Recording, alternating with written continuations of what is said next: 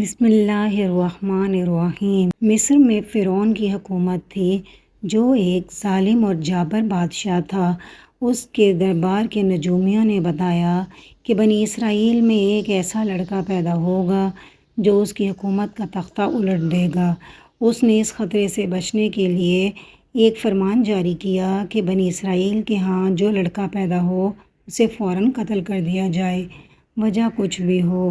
اس فرمان کے بعد فرعون نے جاسوس عورتیں چھوڑ دیں جو اسرائیلی آبادیوں میں گھوم پھر کر نئے پیدا ہونے والے لڑکوں کا کھوج نکالتیں اور حکومت کو اطلاع دے کر انہیں قتل کروا دیتیں۔ اس طرح بنی اسرائیل کے 70,000 لڑکے مارے گئے اور 90,000 حمل گرا دیے گئے۔ اب اس طرح سے ان کی قوم پر عذاب آ گیا۔ عورتوں کی تعداد بڑھنے لگی اور قوم کے مرد بوڑھے ہو کر جلدی مرنے لگے۔ تمام فرعونی بادشاہ فرعون کے پاس گئے اور کہنے لگے کہ اے ہمارے رب، قوم پر ایسی حالت آ گئی ہے کہ بنی اسرائیل میں مردوں کی تعداد ختم ہو گئی ہے۔ اگر مرد نہ ہوئے تو آپ کے لشکر اور سلطنت سب ختم ہو جائے گا۔ آپ کس چیز پر حکومت کریں گے؟ لوگوں کی بات سن کر فرعون بھی پریشان ہو گیا۔ اس نے اعلان کیا، ایک سال میں بچے قتل کیے جائیں گے اور دوسرے سال میں بچے چھوڑ دیے جائیں گے۔ جس سال میں بچے چھوڑ دینے کا حکم دیا گیا اسی سال میں حضرت ہارون علیہ السلام پیدا ہوئے، اور جس سال میں بچوں کو قتل کرنے کا حکم تھا اس سال میں حضرت موسیٰ علیہ السلام پیدا ہوئے۔ حضرت موسیٰ علیہ السلام کی ولادت کی وجہ سے ان کی والدہ بہت پریشان ہوئی اور سوچنے لگی کہ اگر فرعون کے سپاہیوں کو پتہ چل گیا تو میرے بچے کو قتل کر دیں گے۔ آپ کو اللہ تعالیٰ نے دل میں اعلام کیا کہ اس کو رات کے سناٹے میں ایک صندوق میں ڈال کر دریائے نیل کی طرف بہا دو، دیکھو کہ تمہارا بیٹا کہاں جاتا ہے۔ آپ نے اسی طرح کیا اور اپنے بیٹے کے لیے سرکنڈوں کا ایک ٹوکرا بنایا اور اسے رال اور مٹی کے ساتھ لیپ دیا تاکہ اس میں پانی نہ جائے، اور اپنی بیٹی کو کہا کہ اس ٹوکرے کے پیچھے پیچھے جاؤ اور دیکھو کہ یہ کہاں جاتا ہے۔ دریائے نیل کو بھی اللہ نے حکم دیا کہ اپنے بہاؤ کو اس طرح خوبصورت بناؤ کہ ہمارے پیغمبر کو کوئی تکلیف نہ ہو۔ صندوق رات بھر فرشتوں کی نگرانی میں تیرتا رہا اور صبح کے وقت فرعون کے محل کے سامنے جا پہنچا۔ فرعون کا محل دریائے نیل کے کنارے پر تھا جہاں وہ قدرتی مناظر دیکھ کر لطف اندوز ہوتا تھا۔ وہ دونوں میاں بیوی اس وقت دریا کے کنارے بیٹھے پانی سے لطف اندوز ہو رہے تھے۔ اچانک دونوں کی نظر صندوق پر پڑی تو فرعون نے اپنے سپاہیوں کو حکم دیا کہ وہ صندوق نکالو، ہو سکتا ہے اس میں کوئی خزانہ ہو اور ہمارے کام آ جائے۔ سپاہی جلدی سے صندوق نکال کر بادشاہ کے پاس لائے۔ فرعون نے صندوق کھولنے کا حکم دیا۔ جیسے ہی صندوق کھولا گیا دونوں میاں بیوی حیران رہ گئے کہ اس کے اندر چاند کے ٹکڑے جیسا ایک بچہ تھا۔ آسیہ نے اپنے شوہر فرعون سے کہا، میں نے آج تک اتنا حسین و جمیل بچہ کسی کے پاس نہیں دیکھا، بس میں تو اس کو اپنا بیٹا بناؤں گی اور خوب اس کی اچھی طرح سے پرورش کروں گی۔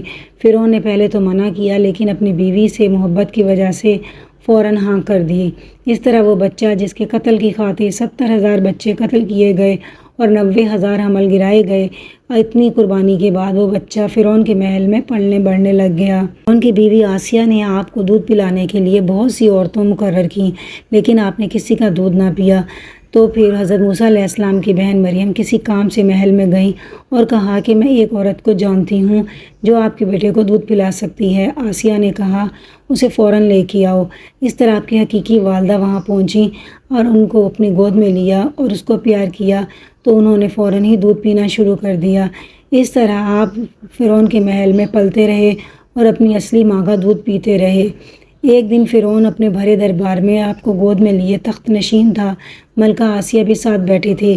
بادشاہ فرعون کے پاس کوئی مقدمہ پیش کیا گیا۔ ظالم اور جابر بادشاہ تھا۔ اس نے ہوش سے کام نہ لیا اور ظلم کا مظاہرہ کرتے ہوئے مقدمے کا غلط فیصلہ کر دیا۔ اس وقت موسیٰ علیہ السلام فرعون کی گود میں تھے۔ جیسے ہی فرعون نے غلط فیصلہ دیا موسیٰ نے فرعون کے منہ پہ تماچا مارا۔ اس کی آواز تمام محل والوں نے سنی۔ فرعون کو چھوٹے سے بچے کے چھوٹے ہاتھ کا تماچا بہت زوردار محسوس ہوا۔ شک میں پڑ گیا کہ کہیں ایسا تو نہیں یہ وہی بچہ ہے جس نے میری سلطنت کو اجاڑ دینا ہے۔ تھپڑ کھا کر اس پر بہت گھبراہٹ ہوئی۔ اس نے آسیہ سے کہا، میں اسے قتل کرا دیتا ہوں۔ فرعون کی بات سن کر ایک نہیں محل میں موجود 2 ماؤں کے کلیجے بھر گئے، دل ٹوٹنے لگے۔ آسیہ نے فوراً کہا، دیکھو فرعون، تمہیں میرے پیار کی قسم، تم جانتے ہو کہ ہماری اولاد نہیں، میں اس بچے سے بہت پیار کرتی ہوں ہو سکتا ہے کہ بچہ بڑا ہو کر ہمیں فائدہ دے، ہم اس کو اپنا بیٹا بنا لیں گے۔ اس طرح فرعون کا دل بھی نرم پڑ گیا، کہنے لگا پھر میں اس کا امتحان لوں گا، اگر یہ امتحان میں کامیاب ہو گیا ٹھیک، تو ورنہ تمہیں ہر صورت میں اس سے جدا ہونا پڑے گا۔ فرعون نے موسیٰ علیہ السلام کا امتحان لینے کی غرض سے 2 سرخ رنگ کے تشت منگوائے، ایک میں سرخ رنگ کے ہیرے بھر دیے اور ایک میں سرخ رنگ کے دہکتے ہوئے انگارے، اور وہ دونوں بچے کے سامنے رکھ دیے۔ بچے کو ان کے سامنے رکھ دیا گیا، لیکن خدا کی قدرت ایسی تھی کہ حضرت موسیٰ علیہ السلام نے چلتے چلتے پہلے ہاتھ ہیروں کی طرف بڑھایا، لیکن اس کے بعد جلتے ہوئے انگارے کا ایک انگارہ اٹھا کے اپنے منہ میں ڈال لیا، جس کی وجہ سے ان کی زبان جل گئی اور وہ ساری زندگی تھوڑا سا تتلا کر بولتے رہے، اور حضرت ہارون علیہ السلام ان کا ساتھ دینے کے لیے ان کے ساتھ ابھی وحی الہی کا کام کرتے رہے۔ اب فرعون کو تسلی ہو گئی کہ یہ بچہ نبی نہیں، اگر یہ بچہ وہی ہوتا تو ہیرے جواہرات اٹھاتا، جبکہ انبیاء کرام تو معصوم ہوتے ہیں۔ اگر آپ کو میری ویڈیو اچھی لگتی ہے تو اسے لائک اور شیئر کر دیں، اور اپنے فرینڈز اور فیملی ممبرز کے ساتھ بھی شیئر کر دیں، اور اس چینل کو سبسکرائب کر لیں۔